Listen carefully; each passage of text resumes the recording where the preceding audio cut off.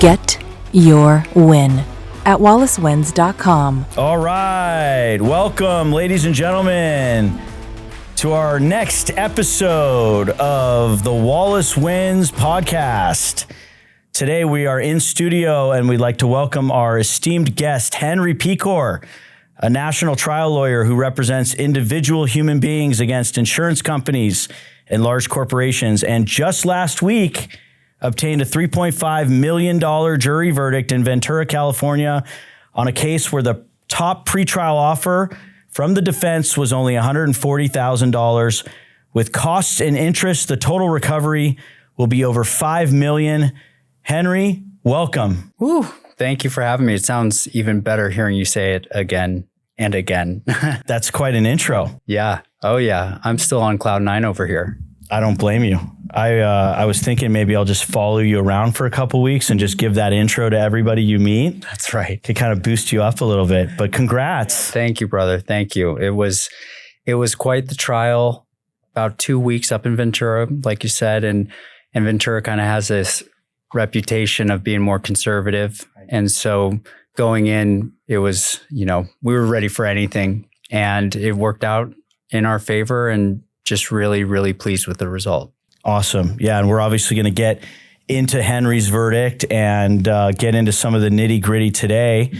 But also just a pleasure to have you in studio on the podcast. Henry has been doing his thing for quite a while. He's part of Trial Lawyers for Justice, which is a nationally recognized firm that represents injured people all over the country, and they're doing fabulous work. So it's great to have you in studio. Before we get into some of the substantive questions, though, as is the tradition with the Wallace Wins podcast, we're going to start off with our first segment called Rapid Fire. You ready for this? I think so. All right. It's pretty easy. I'm going to throw out topics, questions, and you're just going to give me the quick rapid fire response, whatever comes to mind. Yeah, like word association type of thing. There you go. But this isn't like therapy or anything. Yeah, you're going to look into my mind. All right, you ready? Yes. Coolest place you've ever been? Oh man, Koh Phi Phi, Thailand with my brother. Man, it's where they filmed The Beach with Leonardo DiCaprio. Beautiful, beautiful spot. Best sport to watch? I'm going to go with football. Best sport to play? Right now, golf. But I knew you were going to say that. I've got the golf bug bad, but up until a few years ago, I would have said surfing. Surfing was my favorite sport to play. Movie you've seen more than any other? I would probably have to say any of the original Star Wars movies. First band you saw live? When I was very, very little, my parents brought me to a James Taylor show. Best city you've ever lived in? Best city, only city. It's LA, baby. I spent some time on the East Coast in Massachusetts and also time in Colorado, but for me it's LA, and my wife and I just moved to Woodland Hills and we're loving it. What would you be if you weren't a trial lawyer? I feel like a therapist. Sometimes it feels like I'm already a therapist in some ways, but that seems like the counterpart for where I find myself at these days with my cases, with my clients and things like that. So I could envision that. That's not necessarily what I'd want to be doing if I wasn't a lawyer, but it's what I could picture myself doing if I wasn't a lawyer. Most famous person you've ever met? I'm inclined to say Kobe Bryant because I've met Kobe, and it's LA and it's Kobe Bryant. Yeah, I'll go with Kobe. That's about as famous as they come. Yeah, right. Personal hero of mine. That's right. Favorite sports team? Lakers. Sticking with the theme. I mean, it's got to be the Lakers. I was a Lakers fan when they were at the Great Western Forum, and the starting five was Eddie Jones, Eldon Campbell, Nick Van Exel. I remember Travis Knight was off the bench. Corey Blunt was on the team. I mean, these are really obscure. Rick Fox, Byron Scott. That was my team. And then a young guy named Kobe Bryant came in. Yep. And then we got Shaq. The rest is history. All right, what music are you listening to right now? It's been a mixed bag. I have my workout jams. I have my, golf course jams, which are just kind of the classics. A lot of Fleetwood Mac and stuff like that, and some Rolling Stones here and there. So that's my go-to. I listen to Miles Davis when I'm working, and then I listen to kind of pump me up gym music when I'm at the gym. some high octane stuff. Cool. Yeah. Cool. Yeah. My music has been going on a tangent recently. Forever, I was a no country music guy, but I've been crushing Zach Bryan for like 3 months. Yeah. Nick is big on Zach Bryan. I keep hearing Zach Bryan come up. I can't get enough of it. And now I'm thinking, am I missing a whole genre? Like, do I need to delve into country? I've only gone Zach Bryan so far, but it's changed my whole outlook on the genre. Well, I might have to give it a go then, because I feel like you used to feel about country music. I'm just generally not interested, but I'll give it a go. What was your last impulse buy? Oh man, last impulse buy was probably some kind of golf gear, equipment, shoes, something that is just sitting there collecting dust. Thought I'd use it. Something that popped up on your Instagram feed? Yeah, definitely a sucker for a good Instagram ad. How do you eat your steak? Oh man, I go medium rare. Medium rare. All right, and that has been Rapid Fire. Great job. Wow, we're off to a good start. All right, so let's jump into it. Recent verdict happened last week, right? Talk to me about how long you had the case before you started picking the jury. Sure. So generally, I come into a case pretty late in the timeline or the shelf life of a case. This particular case I got in, I want to say late August, early September. And yeah, it had to be early September actually. And it was originally set to go in October and we had to move it around a bit. Ended up starting on November 28th, which was the Monday after Thanksgiving. So I had about a month, almost 2 months with the case before we started. Now, when you are coming into a case at that stage, obviously a lot of the work has already been done from the referring attorney. A lot of the testimony's already been obtained. A lot of the experts have already been engaged and done their reports. So what is your strategy in terms of what you like to do when you first get involved to get acclimated and to make sure that you're putting your touch on what ultimately is going to be the finished product at trial? Absolutely. I'll start by looking at generally some kind of incident report, photos, that type of thing, give myself a baseline familiarity with the case, reference some of the medical records and understand the injuries at issue, that kind of boring stuff we all need to know and get out of the way. And then my number one priority is to go and meet the client and go to where they're at, go to where they live, if they'll have me there with their permission, and see how they're doing and meet them in their home. And I might be dressed like this. I might be dressed even more informally so that they meet Henry Peacor, the human being, not the lawyer. And then I get to know them and in their environment where they're most comfortable. And I'm looking for photos from before the incident, whatever the incident is. And I'm looking for an understanding of how they're doing right now, today. And then we get into kind of what happened and all of that. But generally, I just want to get to know the person, what their interests are, what their fears are, what they were like growing up, all those kind of things. And then we get into the nitty gritty of the reason why I'm there and the case itself. Now, a lot of people that might be watching the podcast and hearing you say that might think to themselves, wait a minute, this is a lawyer. Why isn't he worried about the legal arguments, the briefing, reading all the testimony? So walk our viewers through why what you just discussed is so important and needs to be done up front from your perspective when you get involved. Yeah. I mean, our clients are more than the piece of paper that summarizes them or their experience. And a lot of times, whether it's doctors or the deposition, I mean, the defense attorneys are hardly ever asking questions about non-economic damages, right? The most that I see from your bread and butter defense attorney is, what activities did you do before the crash that you can no longer do? Right. And what activities did you do before the crash that you still do, but you're limited in some way? That might be the extent of it. Right. I'm going in and I want to get to know the client and then see how their experience is reflected in the records, not how the records are reflected in the person. So the client themselves, the human being that was hurt by negligence, it's the way that their experience helps me contextualize the rest of the evidence. And it also helps me understand where my points of friction are. So if a certain doctor says, oh, The patient reached maximum medical improvement. Their pain is 0 out of 10. They've gone 2 weeks without any symptoms, something like that. I may talk with them and go, yeah, has your pain resolved? No, it's ongoing and it's miserable. Does it wax and wane? Yes. Are there good days and bad days? What does a good day look like? Well, a good day means that the day before I was doing close to nothing. I was resting. I got a full night's sleep. And that might mean I am pain-free. But a bad day is I push myself too hard. Well, what does pushing yourself too hard look like? Well, it means I went out and ran errands, like going to the grocery store, things that we take for granted in our day-to-day. That's not pushing it too hard. Right. But for this person, in the context of their life, that's what this new normal means for them. It's pushing it too hard is doing things that we all take for granted.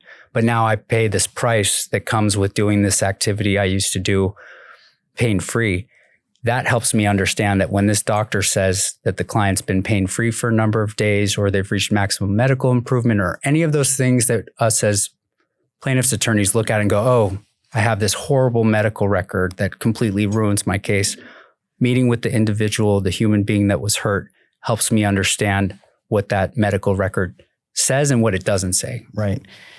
And, like you pointed out earlier, the extent of the deposition testimony from defense attorney questioning is a lot of times, what activities couldn't you do before? What can you not do as much now? A lot of that from their perspective is trying to set up a potential sub rosa where they're going to follow the client around and try to film them doing something that they testified either they couldn't do or they weren't able to do as well or whatever. But what you're talking about is actually caring about the person and going and meeting the real person, and not, from the defense side, trying to set up that gotcha moment, but from the person's attorney side, really trying to understand who they are as a person, what they've been through, so that ultimately when you get in the courtroom, you can tell their story. Can you talk about telling their story in the courtroom and how much that matters? Absolutely. I think as lawyers, when we first meet our client, we want to go to the incident where therefore it's like, okay, let's talk about the crash. Where were you going that day? Where were you coming from? What were you doing? What time? And we go through those questions. I generally like to start at the very beginning. Tell me what it was like growing up. Tell me, do you have siblings? Were you raised by your parents? Were you raised by your grandparents? What were your interests in elementary school, middle school, high school? Because oftentimes we're a reflection of those early formative years. And to me, that story, so I think it's Jerry Spence who has the saying, or maybe it's even Nick Rowley, that if I want to get others to care about my client, I have to care about them first. Like, I can't expect myself to be able to convince 12 strangers of something that I myself don't believe in. So how can I expect 12 people to care about a person that I don't care about? Or that you don't know about. Yeah, right? That I don't know about. That's right. So every person has a story, and it's just a matter of spending the time. And these are full day commitments. I'm not going and saying, okay, we have 2 hours and I need to get this done. I mean, I am clearing schedules. I'm turning off my phone and I'm trying to be present with the person. And I'll generally ask for their permission to record. That allows me to be more present and I don't have to take notes the whole time. But it helps me understand certain parts of them. So for example, there was a woman in Orange County, and I remember she hadn't treated. She had gaps in treatment, right? Classic defense argument. Major gaps in treatment, hadn't treated for 2 years, and now we're going to trial, and she says she's still got ongoing pain. Well, I learned that she was deathly afraid of doctors as a kid, was that kid that would sprint out of the doctor's office, run to the elevator, and be hiding in the parking lot waiting for mom. That she later became, what's the term for the people that draw blood? Phlebotomist, I think. Phlebotomist, yeah. So she becomes a phlebotomist in order to face her fear, but keeps passing out every time she has to draw blood. So then she gets fired from that, and she's just like, doctor's offices, and I just have this experience where I get sick. And so that really helped me understand why she stopped going to medical appointments and things like that. And ultimately, I assume, helped you explain to the jury the right context in which to view and understand that evidence. That's right. That's right. And you get a feel for the person, and they get a feel for you. And I see the benefits of that, not only in telling their story at trial, but in direct exam. It's much more conversational. Our client's comfort level is much higher because they're like, oh, it's Henry. Right. We're going to have the same conversation we had in your living room, but now we're in a courtroom and I'm wearing a suit and tie and it's a little bit different, but it's the same thing. And I think that helps our clients have more confidence in us. And even before a verdict comes out, that moment in time between closing argument and the jury's back there deliberating, the most gut-wrenching part of trial, I always check in with my client and just say, hey, did I honor your story? Do you feel like I did a good job representing you as a person and getting across the message that you wanted to get across in this trial? And if the answer to that is yes, then I'm less attached to whatever the result may be. I can be okay with it. Yeah, definitely. All right. So obviously a lot goes into diving right into a case when you get involved, going and meeting the client, meeting their family, seeing who they are, learning about them. What are some of the other high points of your trial preparation before stepping into the courtroom and starting trial? Two things I like to focus on in particular. One is before and after photos. So I'm big on show me the photos of you doing the activities you love to do prior to the incident, the crash, the fall, whatever it might be. And I'm looking for photos from friends and family. I'm looking to identify potential friends and family to do the same thing, interview them, spend some time with them, probably not a full day, but a handful of hours to get to know them and see whether or not they shed light on what my client's experience has been. So I'm looking to gather photos and things because there could be issues bringing them into evidence if I don't get them out in a certain time. So I'm conscientious of that. And then I'm also going through the specific items of non-economic damages. So we're here in California. I'm also licensed in Iowa, and I'm also licensed in Washington. And I practice throughout the country. So what does the jury instructions say on non-economic damages? Okay, in California, physical pain, mental suffering, loss of enjoyment of life, fear, humiliation, inconvenience, emotional distress, all these different things. I'll make a list of them. Right. And I'll put each one as a heading on its own separate piece of paper. It's like physical pain. And this is something I might do during direct exam. I might say to my client, let's talk about physical pain. And I'll walk up to the scratch piece of paper and I will write the words physical pain. Have you experienced physical pain as a result of this crash? Yes. How so?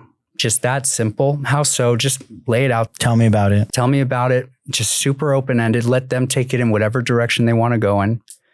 And there's my story on physical pain. And I tell them, look, if I ask you, did you experience physical pain as a result of the crash? And you say yes, and that's it. That's like a C- D+ kind of answer. Right. We're not moving the needle for a plaintiff's verdict with an answer like that. We have to dig deeper. I need a story. I need something that brings that to life. And we might learn through our conversation that the story for physical pain is about that one night, 2 months after the crash, when you woke up at 2 a.m.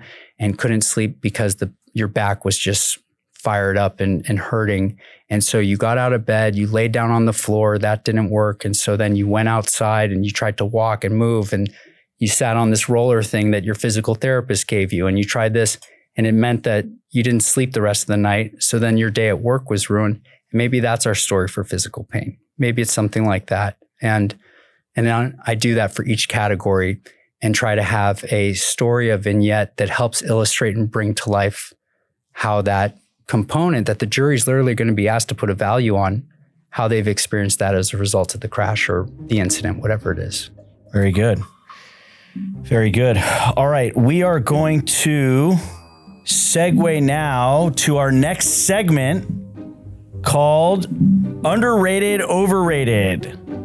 I'm going to give you a list of topics and you're going to tell me whether it's underrated or overrated and a brief explanation why. All right, you ready? I'm ready. Let's do it. SoCal weather. Underrated. And it's obviously the reason why real estate and everyone wants to be here, but I think that weather in California is just the best. I mean, this time of year is my favorite time of year. I'm about to travel to Canada with my wife. We're spending the holiday and the new year with her family this time around, but this is my favorite time to be in LA. It quiets down. You get access to things you might not get access to in the summertime when the crowds are all here. Right. but we could go out and play a round of golf right now. You can't do that throughout the country in most places. Right. Except I did see video of Mammoth last week, and it didn't look like it was quieted down at all. The runs were like, it looked a little crowded. Oh yeah. I bet. You get the best of all worlds. If you want to go snowboarding, skiing up in Mammoth, you can do that. You want to go surfing. There's literally a competition where they surf in the morning at 6 a.m. and then by the afternoon, they're skiing. And so you can do that both in one day. Not a lot of places you can have that. That's true. All right. FaceTime calls. FaceTime calls are probably a bit overrated, I think. I'm a big texter.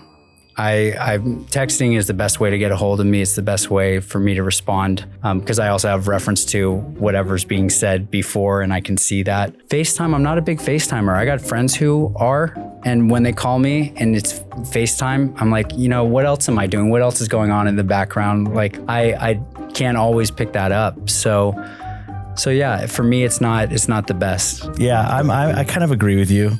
I kind of reserve the FaceTimes for like a select number of people.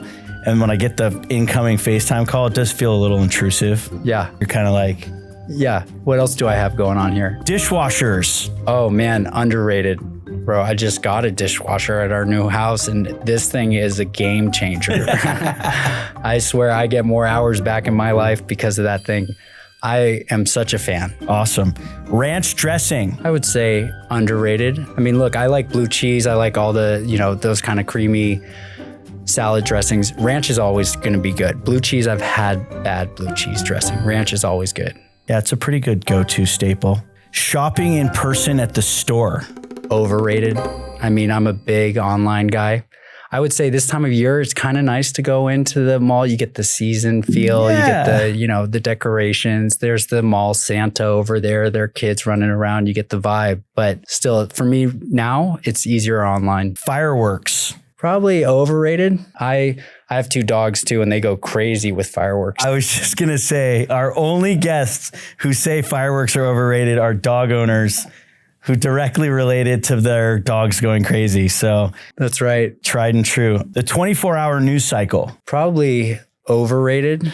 I think maybe people jump to conclusions when they're when they're reporting on things so quickly, and you can't have that, like this podcast, we can have a longer discussion about things. And I think with the news cycle, the way it is, everyone wants that sound bite. And so maybe it's not vetted as thoroughly as it should be. Postmates. I would say underrated. Postmates comes in clutch. And it's a game changer. It's a game changer. And I use it for clients too. Like I have clients who are struggling after a procedure or after some part of their healing journey. And it's nice to be able to order them a meal. And people who've lost loved ones too. Food is like this universal language of love, right? And so to have it delivered, that convenience factor, it can be a really nice gesture for someone else. Yeah, I love that. The snooze button. Overrated. I pop right up. That's my thing. I'm thinking for my wife. My wife would be like, it's underrated. She sets about 10 alarms for herself. Don't worry, we'll cut this part out. Yeah, that's right. That's right. I don't think she would mind. She knows I know that that's her deal. But I pop up like it's a fire alarm. I have to. That's part of how I wake up. Freeway billboards. Overrated.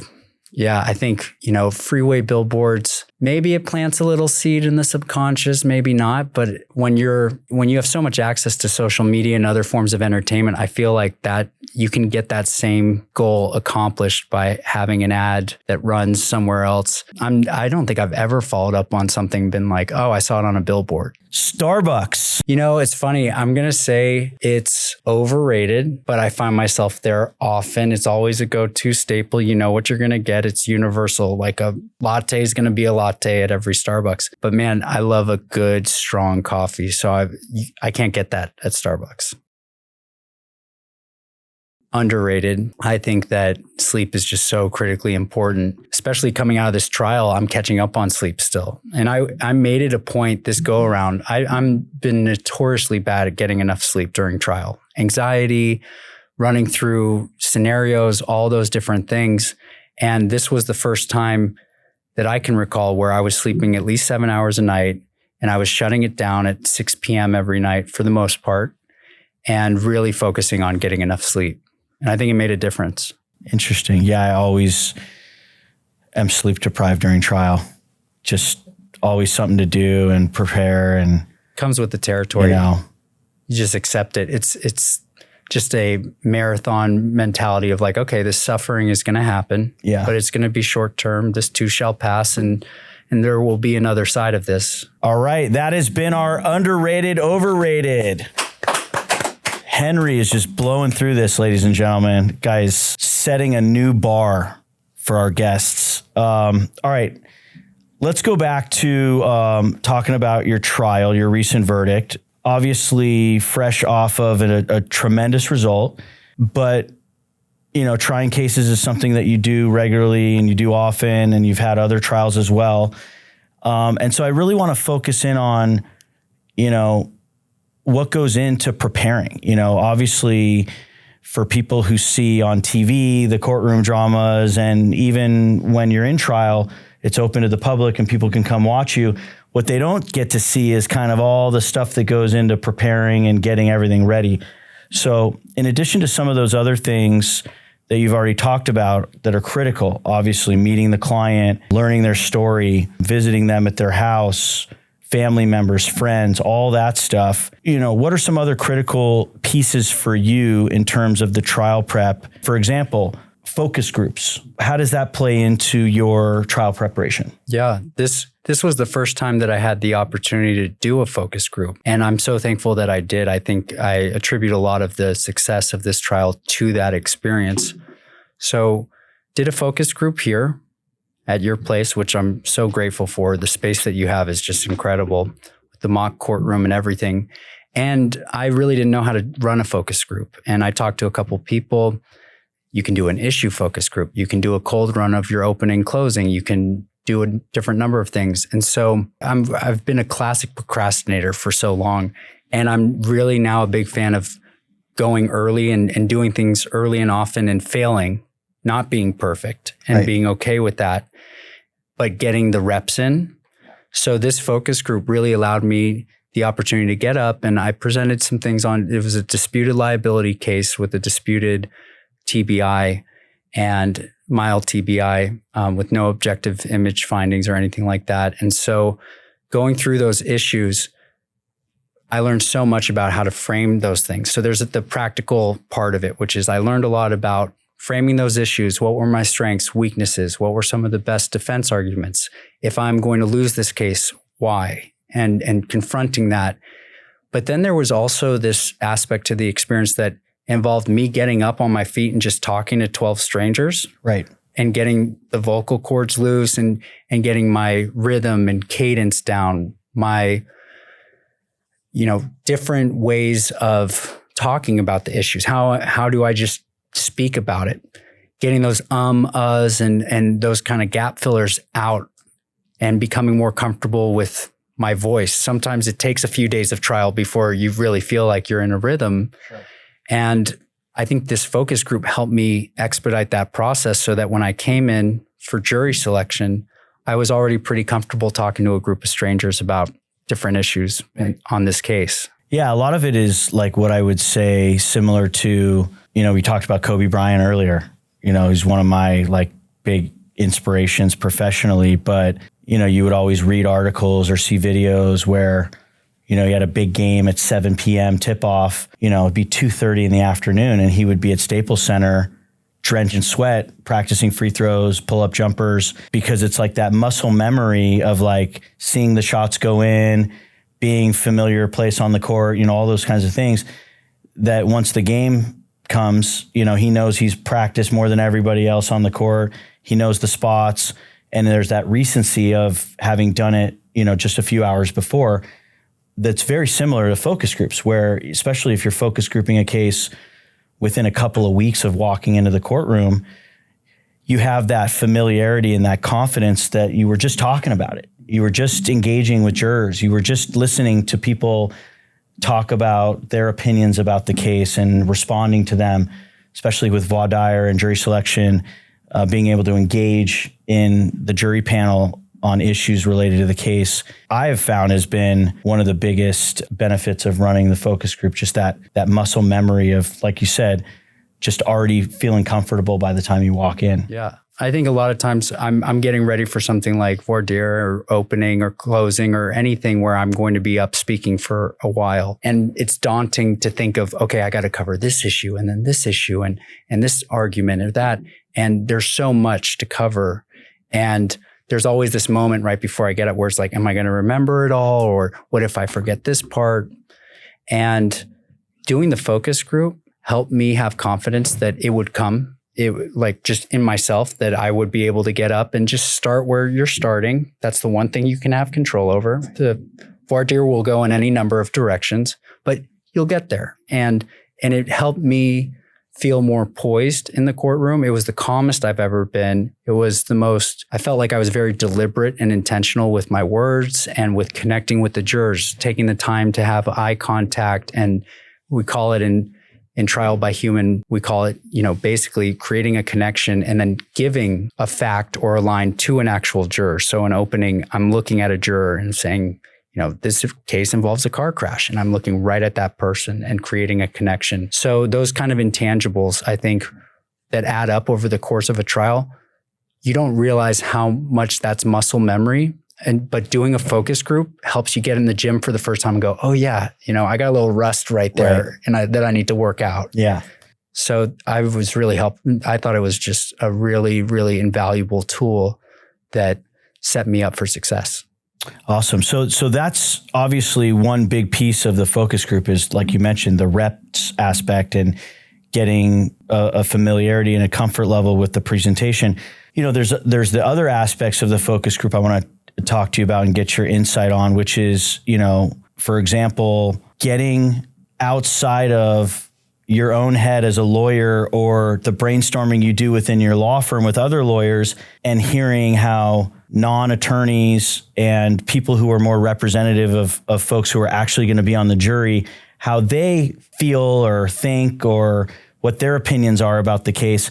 How much did the focus group help you in that regard in terms of the feedback you got, some of the points, oh, I never thought of that, things that pop up and you go, oh, but then to address it and tackle it in your trial. Can you speak to that? Yeah, absolutely. So we had a disputed liability case and we felt like we had a very strong case on liability. So of course, that's with all the legal analysis of right of way and so forth and our familiarity with cases generally and feeling like, okay, this is really strong. The defendant had this story that she didn't know what color the light was at the time of the crash. And then 5 days later, she called the officer and she said, oh, actually the light was red, but then it changed to green. And that's when I proceeded into the intersection. So as lawyers, it's like, oh, she didn't know what color the light was at the time of the crash. And then 5 days later, she just suddenly remembers. That's suspicious. I wonder who she talked to. And of course, we know she probably spoke with her insurance company right. and they really, held her feet to the fire on that. Well, presenting it to the focus group in a very matter-of-fact way and saying, this is what she said on the day of the crash. This is what she said 5 days later. And just discuss it. What do you think of that?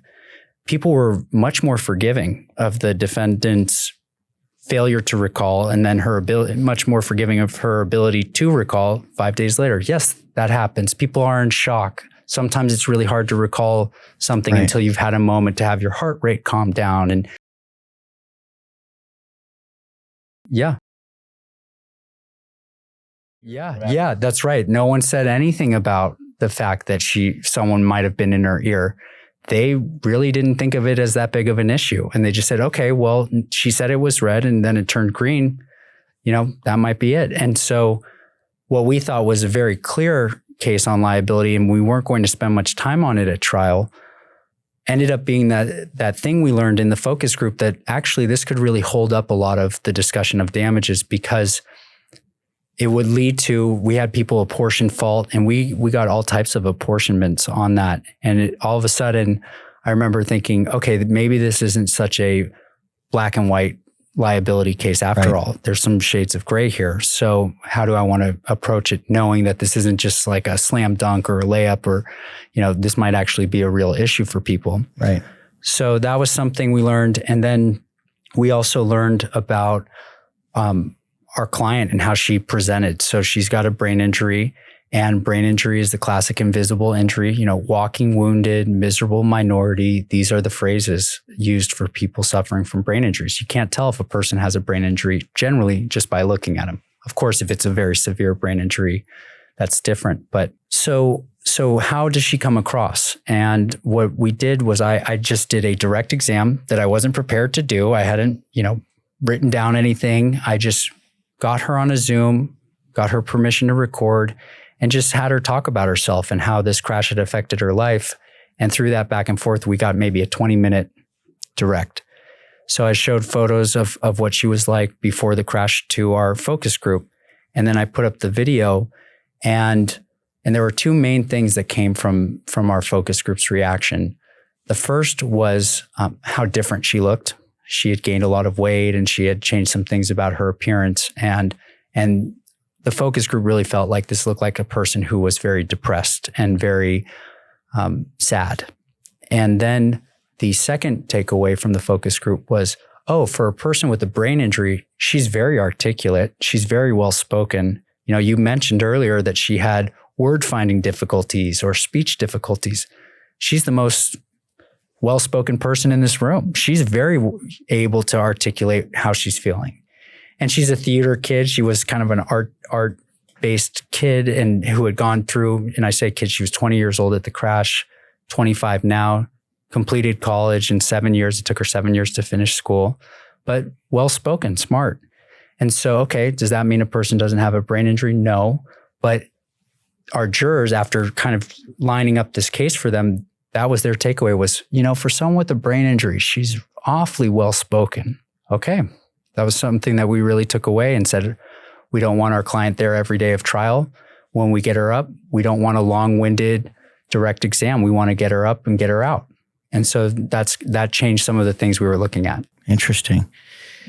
Yeah, and it's the nuance that you just wouldn't otherwise know, because there's so much going on when you're preparing a case, and you're always looking at it through your lens. And even as a seasoned trial attorney, we're still lawyers, and we're still dealing with all the legal stuff going on. So to be able to, roundtable the case off of folks that are more similarly positioned to how jurors would be in your real trial gives you that opportunity to get that different feedback that you might not ever even think about. Yeah. I mean, my hands are busy with motions in limine and this piece of evidence. And how come we still haven't gotten the medical records from this provider? We don't know what they say. Like, what are we going to do with that?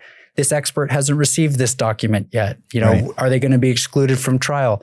All of those things are happening. But I would just really encourage people, if you haven't done a focus group, to do it, even if you're not ready. In fact, before you're ready, just get up. And like I said, it just I've worked out the outline for it maybe 24 hours before, put up some photos, put up some pieces of evidence I knew would come up during trial. Yeah. And just said, this is what the plaintiff says. This is what the defense says. What do you all think about it? Right.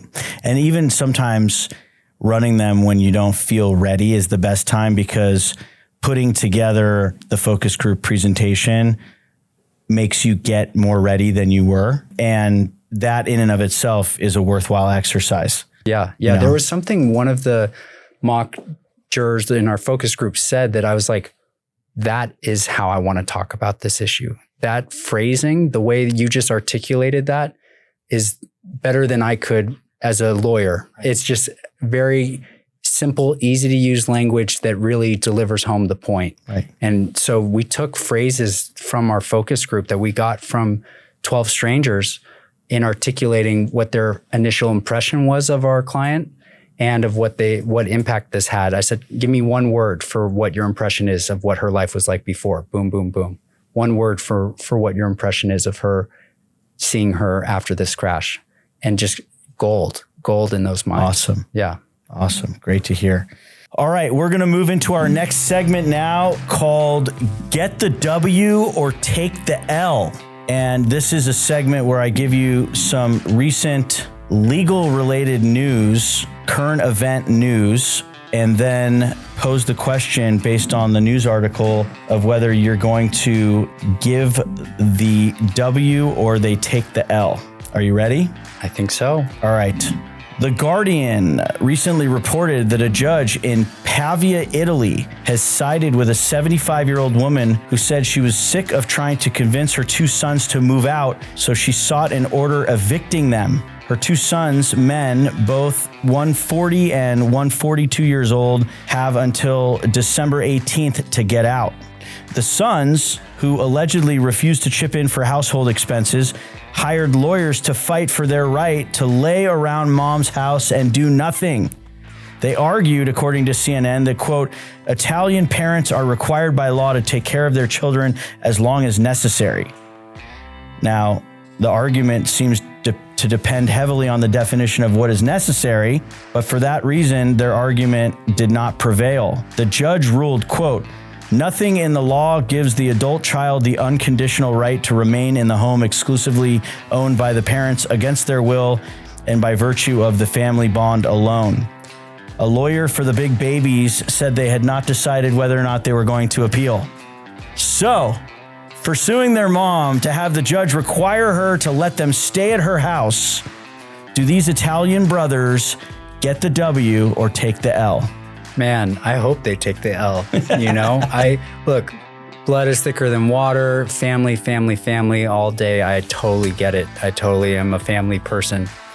But you got to have boundaries and you got to maintain your own mental health. And that could be with toxic friends, toxic people, and toxic family members. And, you know, the enabling part of that, maybe mom's enabling the kids by holding them back and providing for them. And who knows, that kid could go out and, not a kid, full-grown adult, could go out and cure cancer if he had to provide for himself. So I'm a little bit old school with that. I feel like that's an old school mentality, but go mom, kick them out. And I love that they can't pony up to provide or kick in for household expenses, but they went out and hired an attorney and are fighting for it. They sound resourceful, if anything. Yeah, that's right. It's funny. All right, guys, brothers, Mario and Luigi, you take the L. Take the L, man. All right, next one. Lawrence Sullivan, the man who went viral as the Florida Joker, has a bone to pick with Rockstar Games and the highly anticipated video game Grand Theft Auto 6. The trailer for GTA was unleashed several weeks ago, and one of the scenes features a clip of a man with tattoos all over his face. The clip was reminiscent of Sullivan's mugshots that went viral several years ago, showing him with tattoos and dyed hair.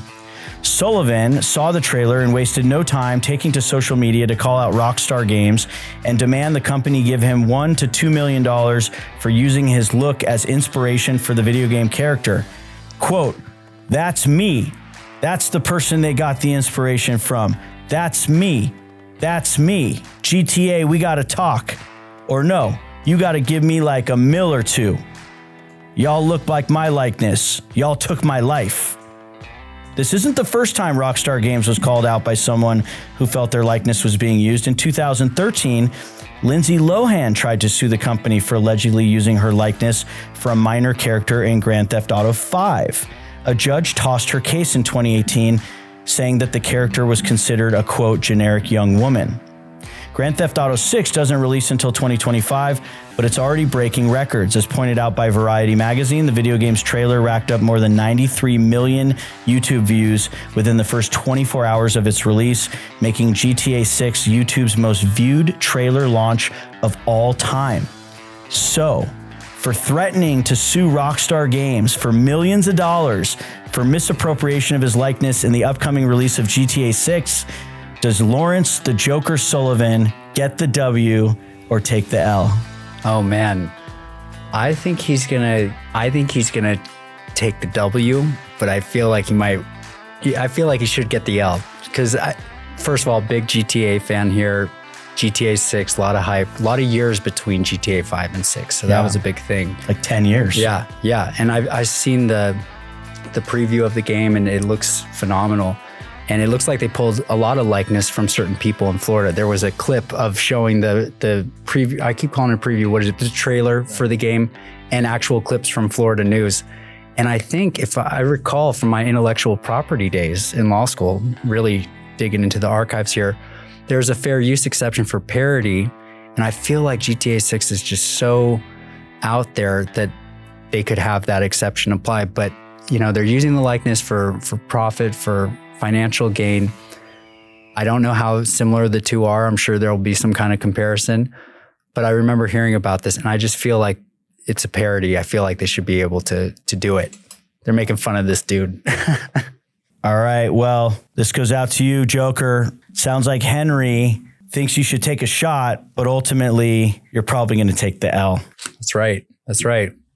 And I love that his name's Joker, right? Named after another character whose likeness he took. Right. So what a hypocrite, right? You should take that L. There you go. There's only one original Joker. It's Jack Nicholson. There you go. But actually, there was probably one before him. So we'll worry about that later. All right. I got a couple more questions to round out the podcast. You good for a couple more? Yeah. Oh, yeah. All right. Obviously appreciate you kind of delving into your process, what you go through when you jump into a case to get ready. Switching gears a little bit, what would you say is your best advice to lawyers out there who are looking to get into the courtroom and try cases? I think, you have to have that opportunity. So look around you. I remember I started at a firm and I looked around, and the people who had been there 5-10 years had still not stepped foot in a courtroom. They maybe were taking depositions at that point, but it was a big discovery place. It was a lot of paper pushing, things like that. And so I knew I wanted to change the scenery. But then let's say you get to a firm or you're at a place that tries cases and has people go to court. My best advice for that younger attorney or even an older attorney who just got their license, you want to get in the courtroom, you want to cut your teeth. I'm looking to identify a few things in a case. First is I want admitted liability. Make it a damages only case. That way you get your first verdict. That way you're not, licking your wounds after a defense verdict and you never want to go in a courtroom again. I grew up teaching surf lessons, and one of the first things is if a kid falls off the surfboard, you can't let them get out of the water after a fall, after a wipeout. Yeah, you got to get them up on their first day. Get them up. Yeah. Because if they get out of that water, they're scarred for life. They'll never want to go in the ocean again. Right. I think that's similar for trial lawyers. I think you want to be set up for success, not set up to fail. So I'm looking for admitted liability. And then I want that soft tissue injury case, that case that no one wants, but that we all have. That's not really sexy. There's not a lot on the line. You're not going in to do voir dire on a case where you rejected $1 million offer. And you're not doing your first opening statement when there's hundreds of thousands of dollars in expenses on the line or in an offer that you've rejected. You've got a soft tissue case with some medical treatment going on. Maybe my first case, the injury had resolved. She said she got completely better. So I had a 2-year window of time where she was in pain. And so I'm looking for that admitted liability soft tissue case where I can have just maybe one expert, either an orthopedic expert or some kind of pain management doc come in. And then I'm telling the human story about their injuries and how it's affected them. And I'm probably going to waive past meds too and make it a non-economic damages only case. If it's all been worked up lean care. So let's say I got admitted liability, I got a soft tissue injury, right? Maybe neck sprain, strain, ongoing pain. It's a neck injury. And it's all been worked up on a lien or there's all this chiropractic care, 50 visits to the chiropractor, all of that. I might waive past medical bills, past economic damages and make it about the human being that was hurt and not feed into the theme that the defense is going to use, which is this person isn't really hurt. And this is just a lawyer who's pulling all the strings and puppeteering their client around. I don't want that. So admitted liability, soft tissue case, waive the past meds and find someone who is likable. Go and spend time with your client and make sure they're not, this curmudgeon type of person, that they have some personality. And that their credibility is intact. Their credibility is intact. Yeah. Tell me all about your pain from before this crash. Tell me anytime you've been to the doctor for similar complaints from before. Let's embrace that. And right. Here's why. And, beyond that, obviously searching for the right case is important, but you mentioned just from the outset, which I assume is just as important, if not more so, is finding the right environment in terms of a firm that is focused on not only getting cases into the courtroom, but providing opportunities for lawyers to have and get that experience. Can you speak to that? Yeah. am very fortunate. I was raised by wolves, and by wolves, I mean the Rowleys, Nick Rowley and Courtney Rowley. And my first year of practice, I just followed Nick around to the courtroom and just tried to do anything I could to be of use to him and to provide value to him. I would say there was no task too small that I was unwilling to do. I would do whatever it took to make myself invaluable to him.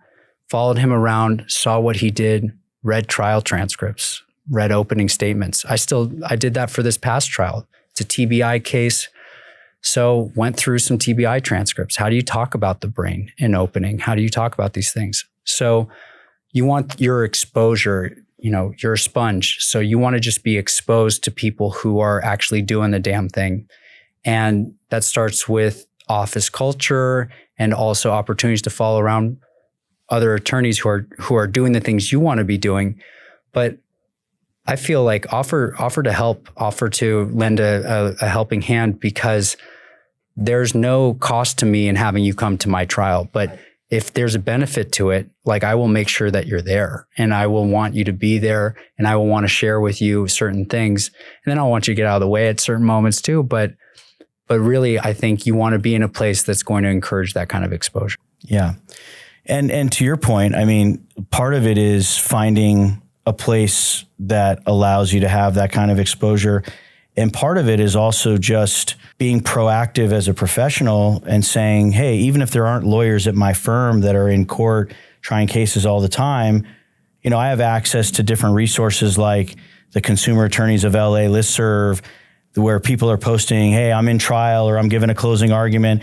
I mean, I remember early in my career, I used to go on the listserv and look to see who was in trial. And I used to go watch Mike Alder and Gary Dordick. Yep. And I was just this young attorney, and they just kept seeing me keep showing up. And to your point, like, you see people who are doing it and having success, and that's really how you kind of learn what it takes to have that success. That's right. I think Steve Vardazarian had a closing argument this morning, 10:30 a.m. in Orange County. And you just keep your finger on the pulse through those different resources, listservs, social media, and go and watch these people. I mean, we've been talking about Kobe Bryant, admired, loved my whole life growing up. Now, as a trial lawyer, my heroes, the people I look up to, the people who low key I want their autograph, are the other trial lawyers of LA in particular, and nationwide as well, because they're doing the thing that I have so much respect for and admiration for. And you just watch and go in and watch. Well, and even bringing it back to Kobe, the more you learn about him, the more you know that he would text Michael Jordan at 3 a.m. and ask him questions. He had the people that he watched, that he learned from, that he studied their film. Nothing was ever done, exactly from just creating it on his own. He stood on the shoulders of giants that came before him. And so in order to kind of get to whatever level you're trying to get to professionally, it's always a great idea to look at who's come before, who's had a lot of success, learn from them, develop relationships, have them become mentors. All those kinds of things are really critical, and things that you can do even if you don't work at their law firm or directly under them on cases. That's right. I like to think I don't have a single original thought in the courtroom, that I'm not reinventing any wheel. It's all been done before, and it's all out there if I'm willing to be proactive about finding it. So there's transcripts, I get on the phone. I was on the phone with Nick, Steve McElroy, Brian Ward, all these attorneys I look up to, bouncing ideas off of them, sending mini openings, opening statements, sending them sections, texting them saying, hey, does this sound right to you? How would you frame this kind of argument the defense is making, or this point that I want to make? And using those resources, and then the transcripts and other examples, you can find PowerPoints out there that Arash Hamanpour did in an opening against Costco, and you got a case against Costco. It's like, okay, let me look at that. My first wrongful death case I ever tried, I studied Arash Hamanpour's closings from multiple wrongful death trials. He's been a mentor for me. And, these are the masters that have come before that can provide that guidance. So I think that's amazing advice for anybody out there. Also, hey, Henry's available. Reach out to Henry, and he'll open up his toolbox to give you any advice. Plaintiff attorneys only, though. That's right. Insurance defense lawyers. Lose my number. Scram. All right, last question of the podcast. What is your advice to your 18-year-old self? Man, my advice to my 18-year-old self is to, there's a lot going on with that question. Wow. So I often say, like, Nick believed in me before I believed in myself. I never thought I would be a trial lawyer. Like I just thought that was so outside of my basically dispersion of possible outcomes. It was just, that would never be something I would do or have the confidence to do. When I think of a lawyer doing that, I think of confident, well-spoken, public speaking, something I'm terrified of, all those different things.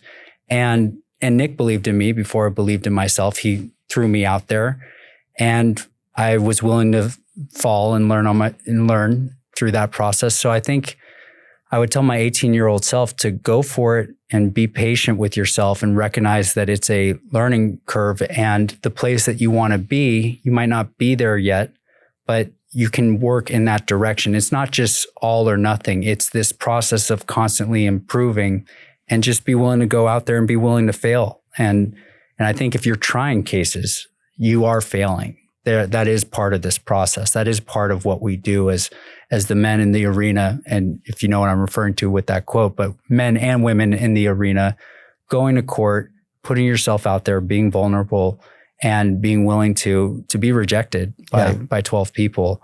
It's quite a scary thing that takes a lot of courage. Yeah. And I would just tell my younger self that that's part of this, and be willing to accept and embrace that. And that goes back to that comment I made about turning to my client before a verdict comes in and saying, have I honored and really told your story? And for them to say yes, for that to be the result, that's the goal that I'm actually after. The verdict, I can't be attached to that, because then what 12 people determine, that's like my worth, or that's my value. But if my client is happy with the job I did, that's the result that I should be more in line with, I think. Amen. Yeah. With that, I want to thank Henry Peacor for coming by. Amazing show, amazing podcast. Everybody enjoyed it. Hope to see you on the next one. This has been the WallaceWins.com podcast. We'll see you next time. Thank you. Get your win at WallaceWins.com.